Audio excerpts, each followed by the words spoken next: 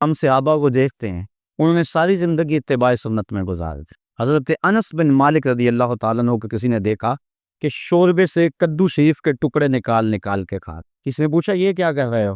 کہا مجھے نہیں پتا، ایک دن میں نے حضور کو یوں کرتے دیکھا۔ یعنی یہاں تک اتباع سنت ہے، انسان اپنے مزاج کو نہیں بدل سکتا۔ میرے آپ سے محبت کا رشتہ بڑا گہرا ہو سکتا ہے، لیکن آپ کا مزاج اپنا، میرا مزاج اپنا۔ گھر کے افراد خانہ کا مزاج مختلف ہوتا ہے۔ بعض کا بڑی اماں کو مسئلہ بن جاتا ہے کہ آج پکائیں کیا، ایک بچہ یہ کھاتا ہے، دوسرا یہ نہیں کھاتا ہے، یہ چیز فلاں نہیں کھائے گا، یہ چیز فلاں نہیں کھائے گا۔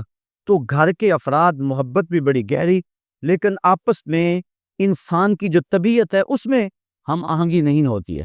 لیکن صحابہ پہ قربان جائیں، انہوں نے اپنے مزاج کو بھی حضور کے مزاج میں ڈال دیا۔ کہا میں اس لیے کدو کھا رہا ہوں کہ یہ حضور کو پسند تھا۔ اللہ اکبر۔ اور حضرت امام مالک نے فتویٰ دیا، فرمایا جو کہتا نا مجھے کدو شریف پسند نہیں، اسے کوڑے مارے جائیں، اس لیے کہ اس کو تو میرے آقا نے پسند کیا ہوا ہے۔ اللہ اکبر۔ تو یہ ہے حضور کی سنت کے اتباع کا جذبہ۔ حالانکہ یہ کدو شریف کو اختیار کرنا یہ سنن زوائد بھی سے۔ اگر کوئی شخص اس کی طبیعت نہیں بھی راغب، یہ نہ کہے کہ میں نہیں پسند کرتا، یہ نہ کہے۔ امام مالک کہتے اس کو کوڑے مارے جائیں۔ لیکن اگر فرض کرو کوئی نہیں کھاتا، کئی قسم کے کھانے پڑے ہوئے اس کے سامنے، کدو شریف بھی موجود ہے، وہ نہیں کھاتا، نفی بھی نہیں کرتا، نہیں بھی کھاتا، شریعت اس پہ کوئی قدغن نہیں لگاتی۔ کیوں؟ اس لیے کہ یہ سنن خدا سے نہیں ہے، یہ سنن زوائد سے ہے۔ لیکن صحابہ نے سنن زوائد کا بھی انتظام رکھا، تو سنن خدا کا عالم کیا ہوگا؟ اور آج جس معاشرے میں ہم جی رہے ہیں، یہاں سنت کی تو پرواہ نہیں کی جاتی، سنت کیا فرضوں کی پرواہ نہیں کی جاتی۔ کیسا ماحول اور کیسے حالات آگے، اور ہمارے اوپر جو طرح طرح کی نحوستیں اور عذاب نازل ہو رہے ہیں، اس کی ایک اہم وجہ یہ ہے، اور لازمی یہ وجہ ہے، کہ ہم نے حضور کی سنت سے رخ پھیر لیا ہوا ہے۔ اور حضور علیہ السلام کی سنت سے منہ پھیرنا یقیناً اللہ کے محبوب کی ناراضگی کا باعث۔ امام قرطبی نے ایک روایت نقل کی ہے، آ جا کے سہارا تو یہ ہے نا کہ حضور شفاعت کریں گے، لیکن حضور فرماتے ہیں جس نے میری سنت سے منہ موڑا، کل قیامت کے دن میں اس کی شفاعت نہیں کروں گا۔ یہی تو ایک سہارا ہے، اور اگر حضور نے بھی شفاعت نہ کی تو بتاؤ کہ ہمارا آسرا کیا رہ جائے گا۔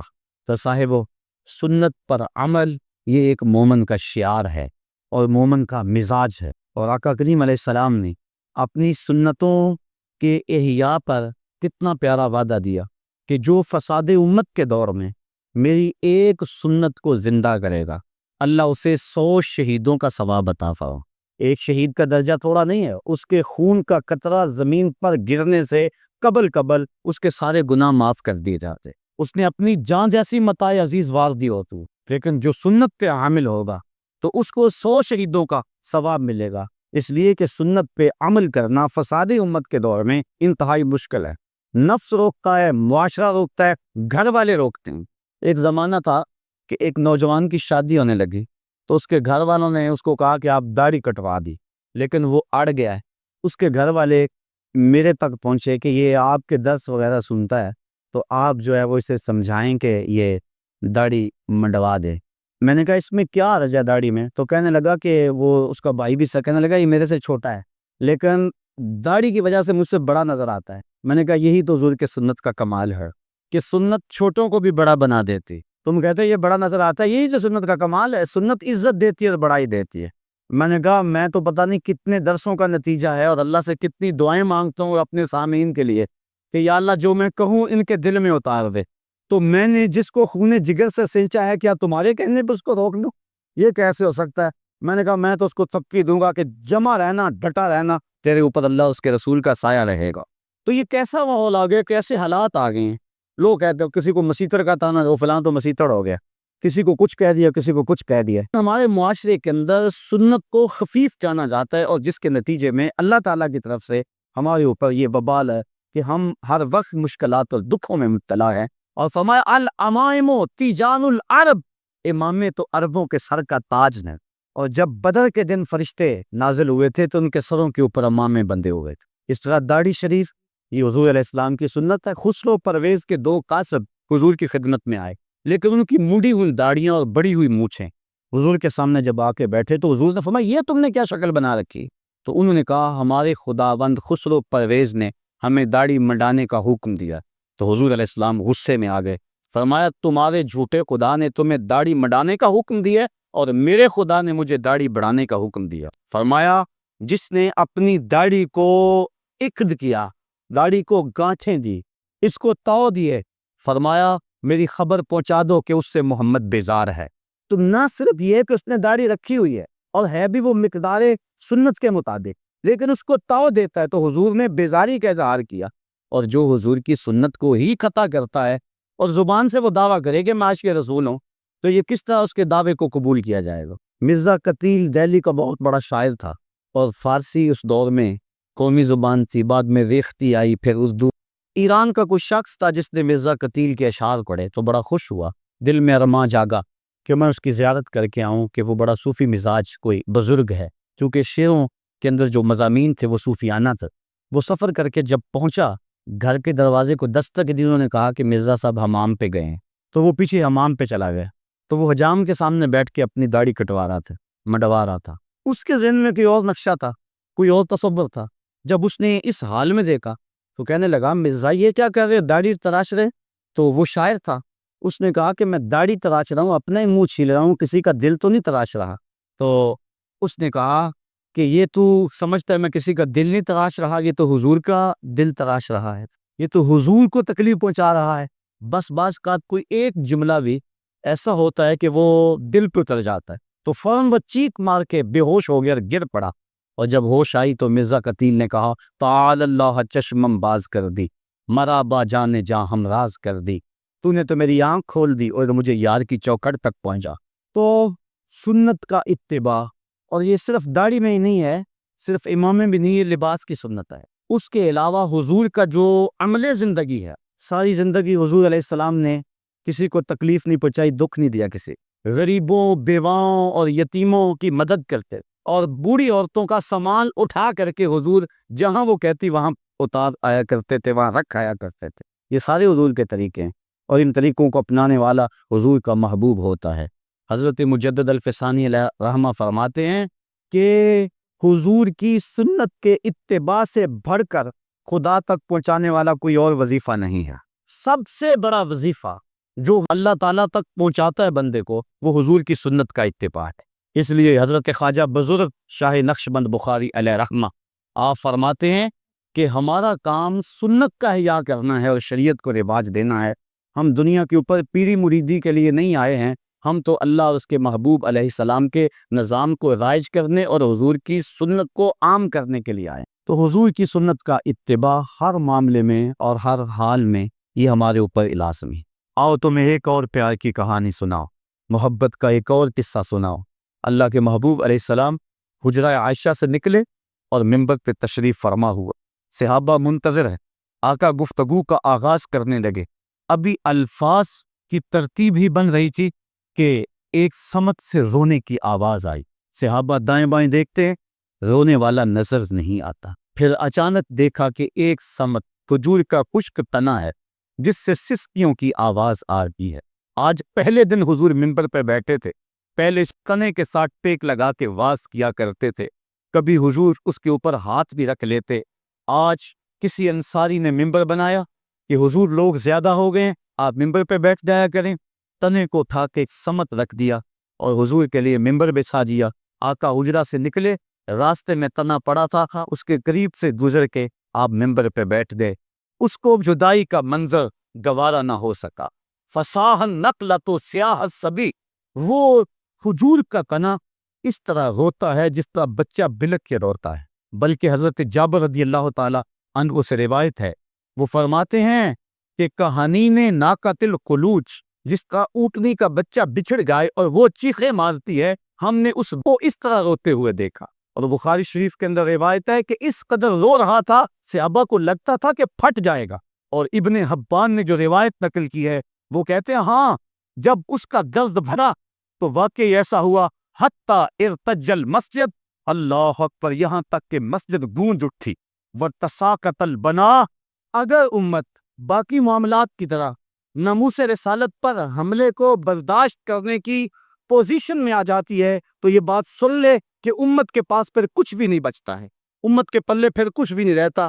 ہمیں گھر بیچ کر بھی، ہمیں اپنی متاع جاں ہتھیلیوں پر سجا کر بھی فصیلے دار پہ چراغاں کرنا ہوگا، اور ہر صورت میں اس نغمے کو بلند سے بلند تر کرتے رہنا ہوگا، اور کوئی لمحہ ایسا نہ ہو کہ لبیک یا رسول اللہ کی صدا کم ہونے پہ آئے۔ یہ لبیک یا رسول اللہ کا نغمہ بڑھتا ہی چلا جائے، اور ہم نے اپنے آقا و مولا سے یہ عہد غلامی کرنا ہے۔ لبیک یا رسول اللہ کیا ہے؟ حضور کے ساتھ عہد غلامی ہے۔ غزوہ حنین کے موقع پہ جب آقا کریم اپنے اصحاب کے ہمراہ حنین کی طرف بڑھ رہے تھے، راستے میں ایک درے پر کافروں نے اپنے تیر انداز پہاڑوں کے دامن میں چھپا رکھے تھے۔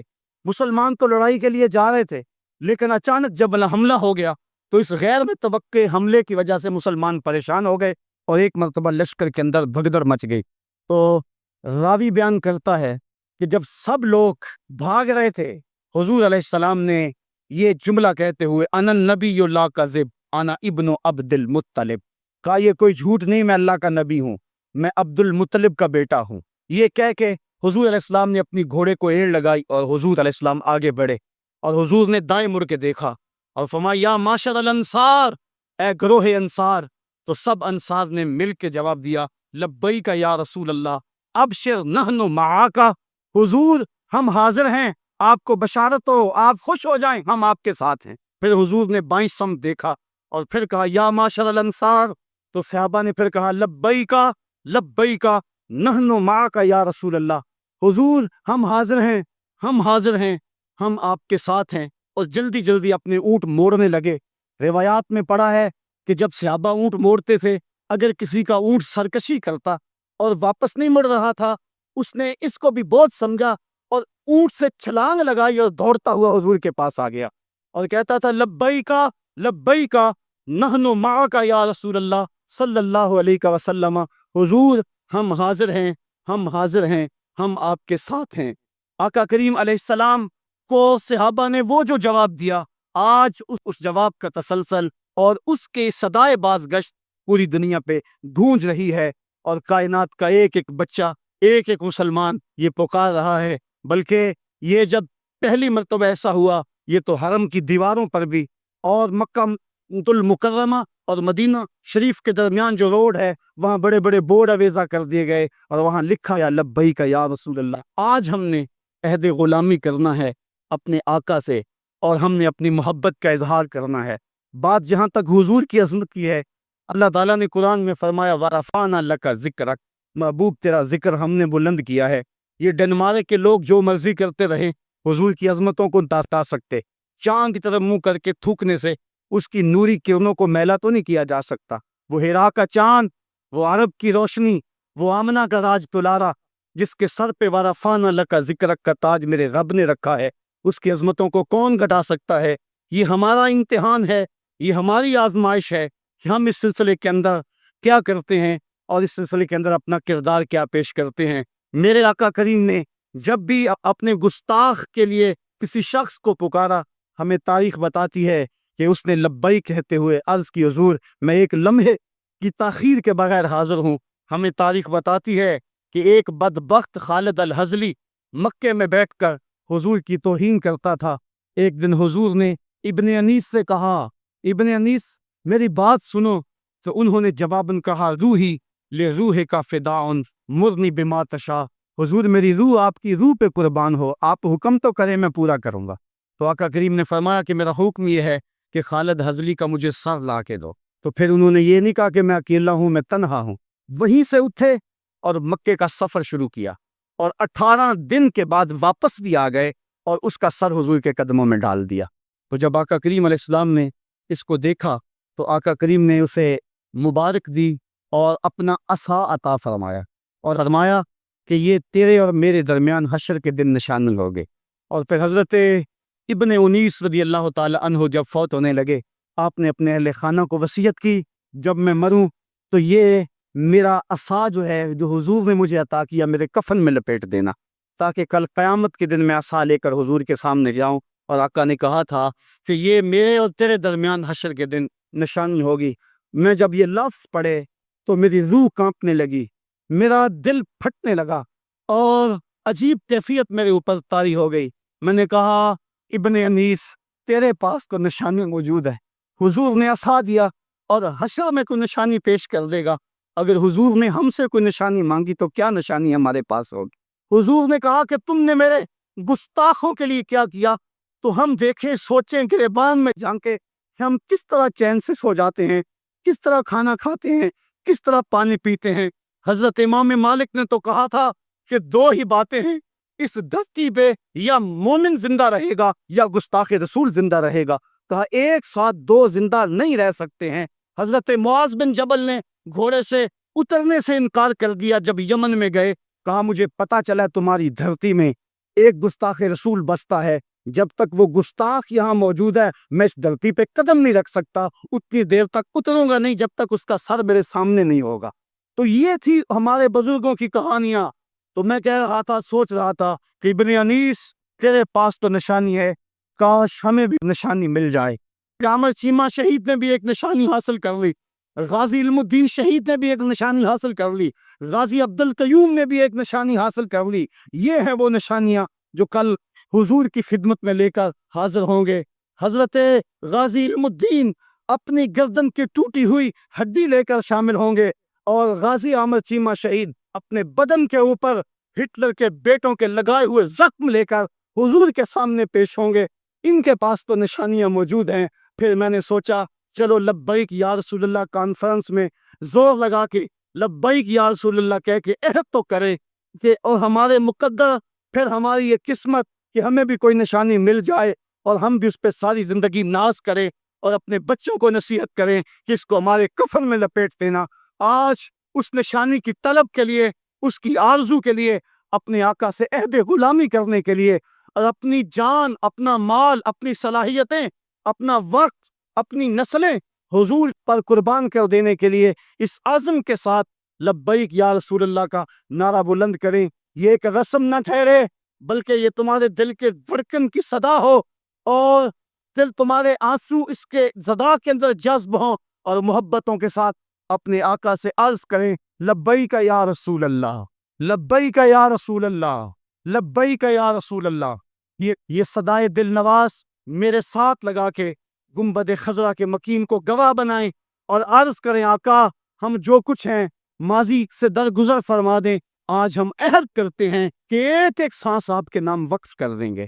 بلند آواز سے یہ عہد کریں اپنے آقا سے لبیک یا رسول اللہ، لبیک یا رسول اللہ، لبیک یا رسول اللہ، لبیک یا رسول اللہ۔ حضور ہم حاضر ہیں، ہمارے دل بھی حاضر ہیں، ہماری جان بھی حاضر ہے، ہماری نسلیں بھی حاضر ہیں۔ لبیک یا رسول اللہ، لبیک یا رسول اللہ، لبیک یا رسول اللہ۔ ہم اپنے آقا سے عہد غلامی کرنے آئے ہیں۔ صحابہ باہم بیٹھے ہوئے تھے اور آج تذکرہ چل رہا تھا نبیوں کا۔ ایک نے بولا حضرت آدم علیہ السلام کی بڑی شان ہے، وہ ابو البشر ہے، انسانیت کا نقطہ آغاز ہے۔ دوسرا بولا بالکل ٹھیک کہا تم نے، لیکن حضرت ابراہیم علیہ السلام کا مرتبہ کون سا کم ہے؟ وہ بیٹے کی گردن پہ اللہ کے نام پہ چھری رکھ دیتے ہیں اور جلتی ہوئی آگ کے انگاروں میں چھلانگ لگا دیتے ہیں۔ تیسرا بولا حضرت موسیٰ علیہ السلام کا مرتبہ کون سا تھوڑا ہے، ہاتھ میں عصا ہے، سر پہ امامہ ہے، اور فرعون کے دربار میں کھڑا ہو کے اللہ کا نبی توحید کا اعلان کر رہا۔ ایک نے کہا حضرت عیسیٰ علیہ السلام کی شان کون سی کم ہے؟ یہ گفتگو کر رہے تھے، آگے تذکرہ تو آنا ہی حضور کا تھا، لیکن حضور خود تشریف لے آئے، جس کا تذکرہ ہونا تھا وہ خود ہی آ گئے۔ آقا کریم فرمایا صحابہ کیا گفتگو کر رہے تھے؟ بلا جھجک کہا ہم نبیوں کا تذکرہ کر رہے ہیں۔ آج تو ایک پیر دوسرے پیر کا نام نہیں لینے دیتا، لیکن صحابہ نے کہا کہ حضور ہم نبیوں کا ذکر کر رہے ہیں۔ حضور خوش ہوئے، فرمایا تم نے کہا آدم صفی اللہ ہے، ہوا کذالک، بالکل ایسے ہے۔ تم نے کہا نوح نجی اللہ ہے، ہوا کذالک، بالکل ایسے ہے۔ تم نے کہا ہے کہ موسیٰ کلیم اللہ ہے، ہوا کذالک، بالکل ایسے ہے۔ تم نے کہا عیسیٰ روح اللہ ہے، ہوا کذالک، بالکل ایسے ہیں۔ آگے فرمایا الا وانا حبیب اللہ، سن لو میں بھی اللہ کا حبیب ہوں۔ لواء الحمد بیدی یوم القیامہ، سارا حمد کا جھنڈا قیامت کے دن میرے ہاتھ میں ہوگا۔ اور یہ جتنے نبیوں کا تم تذکرہ کر رہے ہو، آدم علیہ السلام سے لے کر کے حضرت عیسیٰ تک، یہ سارے کے سارے نبی میرے جھنڈے کے سائے تلے ہوں گے۔ ولا فخرا، اور اس پہ میں فخر نہیں کرتا۔ یہاں ملا علی قاری نے مرقات میں بڑی خوبصورت بات لکھی، وہ کہتے ہیں بات فخر والی ہے، کرتے کیوں نہیں؟ ابو البشر، انسانیت کا نقطہ آغاز، جھنڈے کے سائے تلے کھڑا ہو، بات فخر والی ہے کہ نہیں ہے؟ وہ ایک زمانہ تھا کہ کسی شخص کی والدہ فوت ہو گئی، تو ان کا شوق تھا کہ چیلم کی تقریب میں میری حاضری ہو۔ تو اس نے کہا جی ہمارے اس مجمع میں بڑے سول اور فوجی حکمران آئیں گے، آپ کو پیغام دینے کا موقع نصیب مل جائے گا، اتنے لوگ بہانے سے اکٹھے ہوں گے۔ ہمارے ہاں ایک ایٹمی سائنسدان آئیں گے، تو آپ تو پھر آئے تو مجھے بھی شوق تھا انہیں دیکھنے کا، تو میں ان کے ہاں چلا گیا۔ جس کی والدہ فوت ہوئی اس کا تو سب کچھ اجڑ جاتا ہے، لیکن میں نے اس شخص کو دیکھا کہ اس کے پاؤں زمین پہ نہیں لگ رہے تھے، اس خوشی میں کہ آج میرے گھر کے اندر ایسے ایسے مہمان ٹھہرے ہوئے ہیں۔ یار جس کے گھر کے اندر چند معزز اور معتبر مہمان ٹھہرے ہوں، خوشی سے اس کے پاؤں زمین پہ نہ لگے، اور جس کے جھنڈے کے سائے تلے نبی کھڑے ہوں، پھر اس کی کیا کیفیت ہوگی؟ لیکن کہا ولا فخر، میں فخر نہیں کرتا۔ ملا علی قاری بولے ابو البشر انسانیت کا نقطہ آغاز جھنڈے کے سائے تلے، لیکن ہے ولا فخر، میں نہیں فخر کرتا۔ شہنشاہ حسینہ ماہ خوباں، جس کے چراغ حسن سے پورا مصر روشن ہو گیا، جناب یوسف علیہ السلام جھنڈے کے سائے تلے کھڑے ہیں، بات فخر والی ہے کہ نہیں ہے؟ کہا ولا فخر، میں نہیں کرتا۔ پاؤں کی ٹھوکر سے مردے کو زندگی دینے والا، اللہ کا جلیل القدر نبی، بن باپ کے پیدا ہونے والا، عیسیٰ روح اللہ، ماں کی آغوش میں نبوت کا اعلان کرنے والا، اللہ کا جلیل القدر نبی، ماں کی آغوش میں اپنی نبوت کا اعلان کرنے والا، اور اللہ کی طرف سے انہیں کتاب عطا کر دی گئی، وہ کہے جھنڈے کے سائے تلے کھڑا ہے، بات فخر والی ہے کہ نہیں؟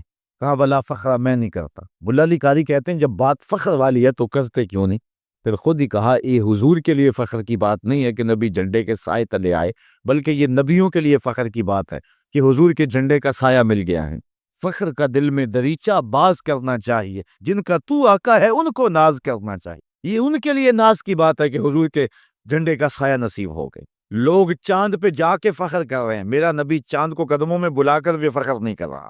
یہ حضور کے لیے فخر کی بات نہیں کہ چاند کو بلایا ہے، یہ چاند کے لیے فخر کی بات ہے کہ حضور نے بلایا ہے۔ اگر اشارہ کسی اور سمت اٹھتا تو وہ بھی قدموں میں سلامی پیش کرتا۔ تو اب دیکھیے کہ یہاں حضور علیہ الصلوۃ والسلام کا ذکر اور انبیاء کا ذکر ہوتا ہے، اور خالص ساری مجلس اسی عنوان سے منعقد ہوتی ہے، اور یہ سراپا دین ہے۔ ہمارے جو اپنے حکمران ہیں یہ ایک الگ دکھڑا ہے، گلا وفائے جفا نما جو حرم کو اہل حرم سے ہے، کسی بت کدے میں بیان کروں تو صنم بھی کہہ دیں ہری ہری۔ یہ ہمارے 56-57 اسلامی ملکوں کے حکمران ہیں، پتہ نہیں ان کی غیرت کہاں سو گئی، پتہ نہیں ان کو کیسے چین کی نیند آ جاتی ہے۔ سب سے زیادہ یہ وہ لوگ ہیں کہ جن لوگوں سے قیامت کے دن باز پرس کی جائے گی، کیونکہ میں کہتا ہوں دو طبقے ہیں، ایک وہ طبقہ جو بیچارہ بے بس ہے، کر کچھ نہیں سکتا، تڑپ رہا ہے لیکن بے بس ہے، اور دوسرا جو کر سکتا ہے وہ بے حس ہے۔ اس وقت بے بسی اور بے حسی کے درمیان جو ہے وہ مغرب دلیر سے دلیر تر ہوتا چلا جا رہا ہے۔ یہ حکمران سمجھ لیں کہ یہ 4 دن کی حکمرانی ہے، پھر اندھیری رات طاری ہونے والی ہے۔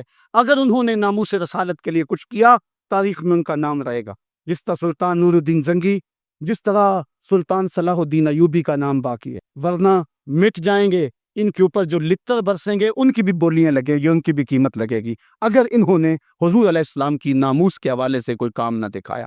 جہاں تک حضور کی ناموس کا حوالہ ہے تو وہ اللہ کام لینا جانتا ہے، ابابیلوں سے وہ ہاتھی مروانا جانتا ہے، وہ ہمارا محتاج نہیں ہے۔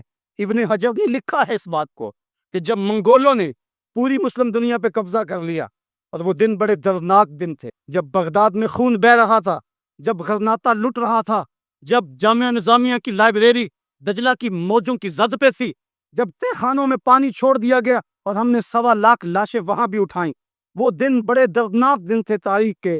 ایک منگول سردار عیسائی ہو گیا اور اس نے ایک بہت بڑا اجتماع کیا۔ ابن حجر لکھتے ہیں کہ اس عیسائی بدبخت نے دریدہ دہنی کرتے ہوئے لوگوں کے اندر ہمارے پیغمبر صلی اللہ علیہ وسلم کی توہین کی، تو اس بڑے اجتماع کے اندر ایک بھی مسلمان نہیں تھا۔ تو جب اس نے حضور کے خلاف بھونکا تو پاس ہی بندھا ہوا ایک کتا جوش میں آ گیا اور وہ زور زور سے بھونکنے لگا۔ سب نے اسے کہا کہ تم مسلمانوں کے نبی کے خلاف بولا ہے اس لیے یہ کتا بھونک رہا ہے۔ تو اس نے کہا کہ نہیں یہ ویسے بڑا غیرت مند ہے، میں نے ہاتھ سے اشارہ کیا تو یہ سمجھا کہ مجھے مارنے لگا، اس وجہ سے غیرت میں آیا۔ تو اس نے دوبارہ پھر حضور علیہ السلام کو سب و شتم کرنا شروع کیا، میرے آقا کو گالیاں دینے لگے۔ کتنا مجمع تھا لیکن کوئی بھی حضور کا غلام نہیں تھا۔ تو تاریخ نے بتایا ہے کہ پھر وہ کتا ایک دم رسہ توڑ کے جھپٹ کے شیر کی طرح اس کے اوپر حملہ آور ہو گیا، اور اس نے اپنے دانت وہ اس کی گردن میں گاڑ دیے اور چھوڑا تب جب اس کو جہنم میں پہنچا دیا۔ ابن حجر لکھتے ہیں کہ اس واقعہ کو دیکھ کر اس منگول سردار سمیت اس مجمع سے 40,000 لوگ اسلام قبول کر گئے۔ اللہ تو اپنے نبی کے دین کی اور اپنے نبی کی ناموس کی حفاظت یوں بھی کرنا جانتا ہے۔ کاش ہم اس کتے کا دانت ہی بن جاتی، اس کے پنجے کا ناخن ہی بن جاتے جو گستاخ رسول کو چیل کے رکھ دیتا ہے تو وہ اپنے نبی کی ناموس کی حفاظت جانتا ہے۔ ابو لہب اگر بولے تو تبت یدا، ابھی کہب کا تازیانہ برستا ہے، وہ اپنے محبوب کی حفاظت کرنا جانتا ہے۔ لیکن یہ سعادت ہے جس کو نصیب ہو جائے، تو کاش کہ ہمارے حکمران اس حوالے سے جو ہے وہ کچھ کام کرتے، لیکن بدبخت یہ ہے کہ OIC بھی ایک مردہ گھوڑا بن گئی۔ اس وقت پوری دنیا پہ سکوت مرگ طاری ہے۔ مجھے غالب کہاں یاد آ گیا، کہتا ہے ہوا مخالف ہو، شب تارو، بہر طوفان خیز، گسستہ لنگر کشتی و ناخدا خفتس۔ ہوا مخالف ہے، رات تاریک ہے، سمندر میں طوفان بپا ہے، کشتی کا لنگر بھی ہاتھ سے چھوٹ چکا ہے، لیکن افسوس تو یہ ہے کہ کشتی بان بھی سو چکا ہے۔ اب میری کشتی کو خدا ہی بچائے تو بچے۔ ظلمتیں ہیں یاس کی، شام ہے طوفانوں کی۔ حکمرانوں کو اپنی حکومتیں بچانے کا چکر اور غرض ہے، انہیں نہیں پتا کہ کیا ہو رہا ہے، اور اس وقت امت مسلمہ کس حالت کے اندر ظلم و جبر کی چکی کے اندر کرا رہی ہے۔ تو ہمارے حکمران ان کو ہم سے جوڑتے رہیں۔ یہ ریلیاں، یہ جلوس، یہ جلسے، بعض لوگ یہ بھی کہتے ہیں کہ یہ کوئی فائدہ نہیں اس کا، شاید وہ درد مندی سے کہتے ہوں، لیکن اگر یہ بھی نہ ہو تو حکمرانوں تک پیغام کیسے پہنچے؟ یہ فکر اور یہ جذبہ اور یہ سوچ یہ کس طرح بیدار رہے؟ لوگ کہتے ہیں ریلیوں نے کیا کیا، میں کہتا ہوں کہ علم الدین کس نے پیدا کیا؟ یہ ان جلوسوں کا کمال تھا کہ اس نے اپنے بھائی سے پوچھا کہ بھائی یہ باہر لوگ جلوس نکالے ہوئے ہیں، یہ کس لیے نکال رہے ہیں؟ تو اس نے کہا تھا کہ حضور کی توہین کی گئی، اس لیے مسلمانوں کے غیظ و غضب کا اظہار ہے۔ تو اس نے کہا کہ اگر کوئی اس ظالم کو قتل کرے جس نے آقا کی توہین ہی کی تو کیا ملے گا اس کو؟ تو اس کے بڑے بھائی نے مسکرا کے کہا اسے تختہ دار ملے گا۔ تو پھر اس نے کہا اچھا اگر یہ بات ہے تو پھر 100 بار سے اس کو قبول کرنے کے لیے تیار ہوں۔ ان جلوسوں نے، ان ریلیوں نے، ان جلسوں نے غازی عامر چیمہ شہید پیدا کیا، جس نے ہٹلر کے دیش کے اندر ظالم کے گریبان میں ہاتھ ڈالا اور ایک عظیمت کی وہ داستان رقم کی کہ 15ویں صدی جس پہ ناز کر رہی ہے۔ آج عامر چیمہ کی قبر کو بھی لوگ سلام کر رہے ہیں۔ میں نے ایک سید زادے کو عامر شہید کی پنکی پہ کھڑے ہو کر روتے ہوئے دیکھا، اور وہ یہ کہتا تھا ربا میں یہ نہیں کہندا کہ مینوں عامر چیمہ بنا دے، میں تو یہ کہنا ہے قدماں دی خاک ہی بنا دے۔